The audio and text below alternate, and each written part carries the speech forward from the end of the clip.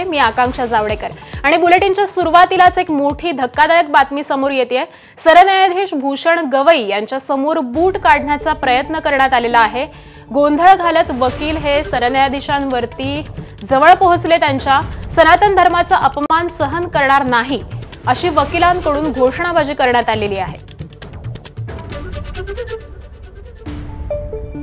तर सरन्यायाधीश भूषण गवई यांच्या समोर हा प्रकार संपूर्ण घडलेला आहे. वकील हे कुठेतरी आक्रमक झालेले होते. त्यांच्याकडून गोंधळ घालण्यात आलेला आहे आणि सनातन धर्माचा अपमान सहन करणार नाही असं या वकिलांचं म्हणणं होतं आणि त्यांनी सरन्यायाधीश भूषण गवई यांच्यासमोरच आपला बूट काढण्याचा देखील प्रयत्न केलेला आहे. त्यामुळे अत्यंत धक्कादायक अशी ही बातमी समोर येते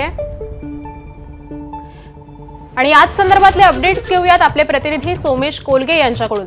सोमेश, नेमकं काय घडलेलं आहे? अत्यंत धक्कादायक बातमी आहे. सर्वोच्च न्यायालयामध्ये मुख्य न्यायाधीशांच्या कोर्टामध्ये अशा स्वरूपाचा हा गोंधळ झालेला आहे आणि मुख्य न्यायाधीशांनी एक विधान केलं होतं यापूर्वी एका सुनावणी दरम्यान, जेव्हा विष्णू मंदिरासंदर्भात ती सुनावणी होती आणि त्यावेळी तुम्हाला जर काही रिलीफ हवी असेल तर तुम्ही विष्णूकडेच जा, कोर्ट या विषयात काही करू शकणार नाही, अशा स्वरूपाचं ते विधान होतं. आणि त्यानंतर सरन्यायाधीश भूषण गवई हे टीकेचे लक्ष झाले होते समाज माध्यमात आणि इतरत्र सगळीकडे, आणि त्याचाच संदर्भाने आजची घटना घडली असावी, कारण तो बूट फेकून मारण्याचाही प्रयत्न करणार होता, पण त्यापूर्वी सुरक्षा रक्षकांनी त्याला अडवलेले आणि या वकिलांनी सनातन का अपमान नाही सहेगा हिंदुस्तान अशा स्वरूपाच्या घोषणाबाजी करण्याचे प्रयत्न केले.